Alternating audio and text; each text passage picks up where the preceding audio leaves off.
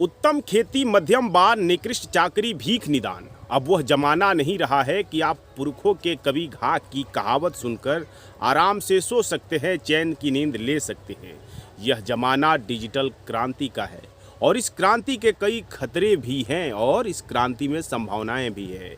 इस क्रांति की तरफ आपको देखना ही होगा और यकीन मानिए, यदि आप इस डिजिटल क्रांति की खोज खबर नहीं रखते हैं तो आप जिंदगी की दौड़ में इस दुनिया में पीछे छूट रहे हैं। इसी क्रांति पर हम आज आपसे चर्चा करने वाले हैं इस वीडियो में। कृपया इस वीडियो को अंत तक देखिएगा, यकीन मानिए आपको अफसोस नहीं होगा। अब बात कंप्यूटर से आगे की सोचिए। यह ज़माना आर्टिफिशियल इंटेलिजेंस का है। हिंदी में बोले तो कृत्रिम बुद्धिमत्ता समझिए। आर्टिफिशियल इंटेलिजेंस टेक्नोलॉजी को शॉर्ट फॉर्म में एआई कहा जाता है। यदि जंग के मैदान में आर्टिफिशियल इंटेलिजेंस का इस्तेमाल होने लगे तो बिना मानव के सैनिक मैदान में होंगे। अमेरिका में ओपन एआई और गूगल और चीन में बायदू जैसी कंपनियां इस टेक्नोलॉजी पर काफ़ी आगे काम कर रही है। ये ऐसे समझिए कि आप चाहे तो चैट जीपीटी नामक एआई चैटबॉट की मदद से बिना किसी खास मेहनत के किसी भी विषय पर एक मजमून की ड्राफ्टिंग आप आसानी से 5 मिनट 10 मिनट में कर लेते हैं। सवाल है कि क्या एआई टेक्नोलॉजी मानव की नौकरी छीनने के लिए भी भविष्य में जिम्मेदार बनने जा रही है? क्या यह कंप्यूटर से भी ज़्यादा प्रभाव मानव जीवन में डालेगी? भारत में इस पर क्या प्रगति हुई है? क्योंकि जाहिर है कि कंप्यूटर ने भी बहुत सारे लोगों की नौकरियां छीनी थी, लेकिन कंप्यूटर कई मायनों में मानव के लिए वरदान भी साबित हुआ है। किंतु आर्टिफिशियल इंटेलिजेंस टेक्नोलॉजी नया है तो इसकी चर्चा आपको करनी होगी, इसे समझना ही होगा।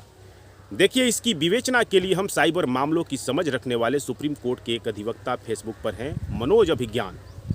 काफ़ी अच्छे जानकार हैं और विषयों को ढंग से समझते हैं, उन विषयों पर लिखते हैं। उन्होंने एक अपने लेख में मतलब चैट जीपीटी के आने से पहले ही इस टेक्नोलॉजी पर एक अपना लेख लिखा था। उनके पोस्ट को मैं हूबहू सुना रहा हूँ, थोड़ा बहुत संक्षिप्त किया हूँ। वे लिखते हैं कि अगर आप आर्टिफिशियल इंटेलिजेंस से चिंतित नहीं हैं तो आपको चिंतित होना चाहिए। इन दिनों डेटा डिक्टेटरशिप को लेकर आर्टिफिशियल इंटेलिजेंस अंतर्राष्ट्रीय स्तर पर बराबर चर्चा में है। जब किसी तकनीकी पर सरकार और बड़े कारपोरेट एक साथ आ जाते हैं तब सामान्य जनता के हितों की अनदेखी के खतरे पैदा हो जाया करते हैं। पिछले दिनों भारत सरकार के थिंक टैंक नीति आयोग और गूगल के बीच इस बात पर सहमति बनी है कि दोनों मिलकर आर्टिफिशियल इंटेलिजेंस पर एक साथ काम करेंगे। इसके बाद से नीति आयोग आर्टिफिशियल इंटेलिजेंस से संबंधित कार्यक्रम विकसित करने और अनुसंधान तैयार करने के लिए राष्ट्रीय कार्यक्रम तैयारी करने में जुट गया है। नीति आयोग राष्ट्रीय डाटा और एनालिटिक्स पोर्टल के साथ आर्टिफिशियल इंटेलिजेंस पर राष्ट्रीय कार्यनीति विकसित कर रहा है ताकि सरकार व्यापक रूप से इसका इस्तेमाल कर सके।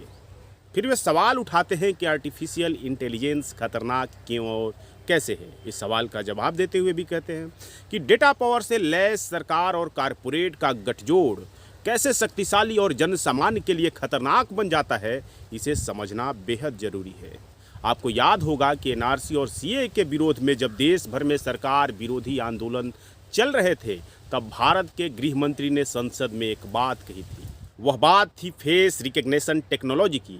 फेस रिकग्निशन टेक्नोलॉजी क्या है और कैसे काम करती है, यह जानना बहुत ज़रूरी है। होता यह है कि जब किसी भीड़ में उपस्थित लोगों का चेहरा कैमरे में कैद हो जाता है, उन्हें पहले से तैयार डेटाबेस में उन्हें एनालाइज किया जाता है और सरकार को मालूम होता है कि आपका जन्म तिथि क्या है, पता क्या है, नाम क्या है, सब कुछ शामिल होता है। तब आपकी पहचान करना बेहद आसान हो जाता है। किसी भीड़ में मौजूद आपके चेहरे को सरकार के पास मौजूद डेटाबेस में एकत्रित आपके चेहरे से मिलाया जाता है, फिर आपकी पहचान आसानी से कर ली जाती है। हो सकता है कि आप सोच रहे होंगे कि आधार कार्ड पर जो आपका फ़ोटो छपा है या वोटर कार्ड पर जो फ़ोटो छपा है वह तो साफ नहीं है, सरकार कैसे आपकी सटीक पहचान करेगी? आप सोच रहे होंगे, आपके दिमाग में ये बातें चल रही होगी। सही बात है, आपके पास जो आधार कार्ड बना है या वोटर कार्ड बना है उस पर आपका चेहरा धुंधला ही है, वो बहुत साफ नहीं छपा है। किंतु यह भी सत्य है कि जो सरकार के पास जो डाटाबेस है उसमें आपकी फ़ोटो काफ़ी साफ है। और वो प्रिंटिंग की टेक्नोलॉजी की जो गड़बड़ी है, जो आपका चेहरा जो है आधार कार्ड पर गलत आया है, उसकी छपाई सही से नहीं हुई है। वे कहते हैं कि कभी आपने आधार कार्ड डाउनलोड किया होगा तो आपको पता होगा कि आधार कार्ड में छपी हुई आपकी फ़ोटो की क्वालिटी आपके प्रिंटर की क्वालिटी पर निर्भर करती है। कई बार अलग अलग समय पर डाउनलोड किए गए आधार कार्ड में आई आपकी फ़ोटो में भी अंतर महसूस हुआ होगा। अब मान लीजिए कि आप कोई गैर राजनीतिक मीटिंग कर रहे हैं, कोई राजनीतिक धरना प्रदर्शन कर रहे हैं, सरकार को कैसे पता चलेगा कि इस धरने या प्रदर्शन में शामिल लोग सरकार विरोधी हैं या सरकार के पक्ष में हैं?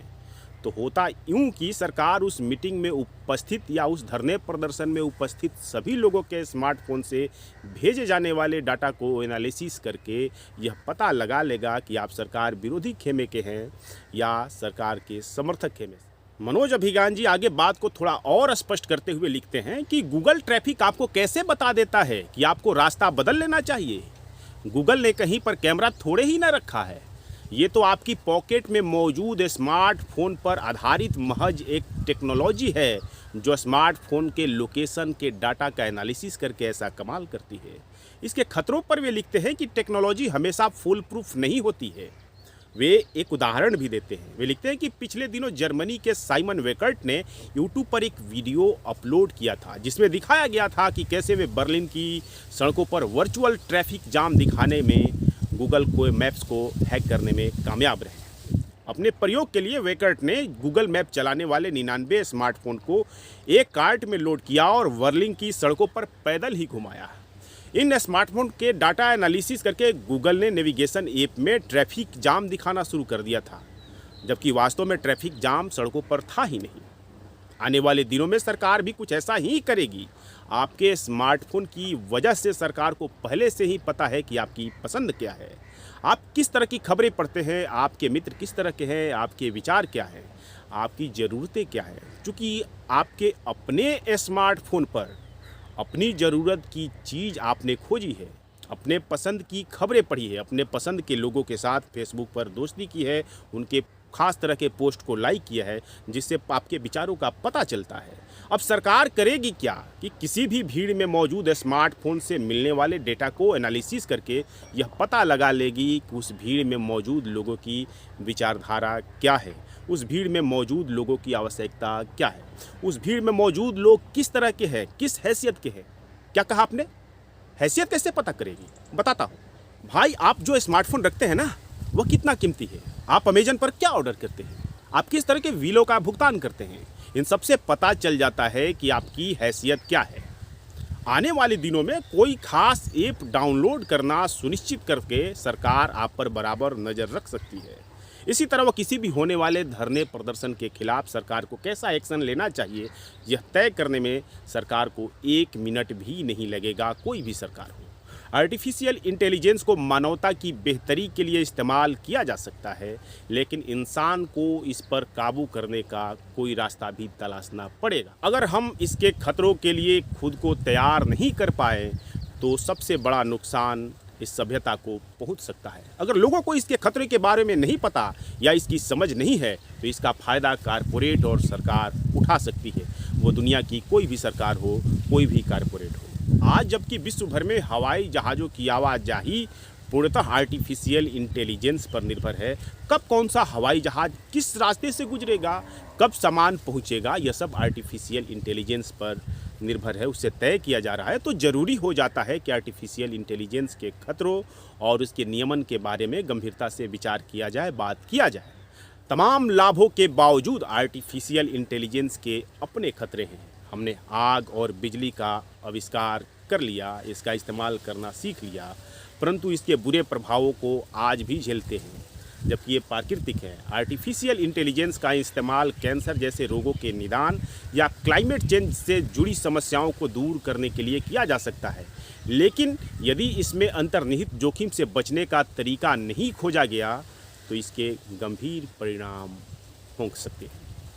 तो आर्टिफिशियल इंटेलिजेंस पर मनोज जी के आलेख से आपने समझ लिया होगा कि आर्टिफिशियल इंटेलिजेंस के खतरे क्या हैं, लाभ क्या हैं और आने वाले समय में कैसी कैसी चुनौतियां झेलनी पड़ सकती है। यानी आने वाले समय में आपको आर्टिफिशियल इंटेलिजेंस भी सीखना पड़ सकता है। अभी भी बहुत सारे कोर्स चल रहे हैं, इस पर बात कभी बाद में करेंगे, किंतु आज की समाज नीति में ये है कि आप आर्टिफिशियल इंटेलिजेंस सीखने या अपनों बच्चों को सिखाने के लिए सोचें, समझें और उसकी तरफ आगे बढ़ें। आज की वीडियो में इतना ही। यदि हमारा वीडियो अच्छा लगा और आप फेसबुक पर देख रहे हैं तो हमें फॉलो कीजिए, यदि यूट्यूब पर देख रहे हैं तो हमें सब्सक्राइब कीजिए। अपना ख्याल रखिए। आपका बहुत बहुत धन्यवाद।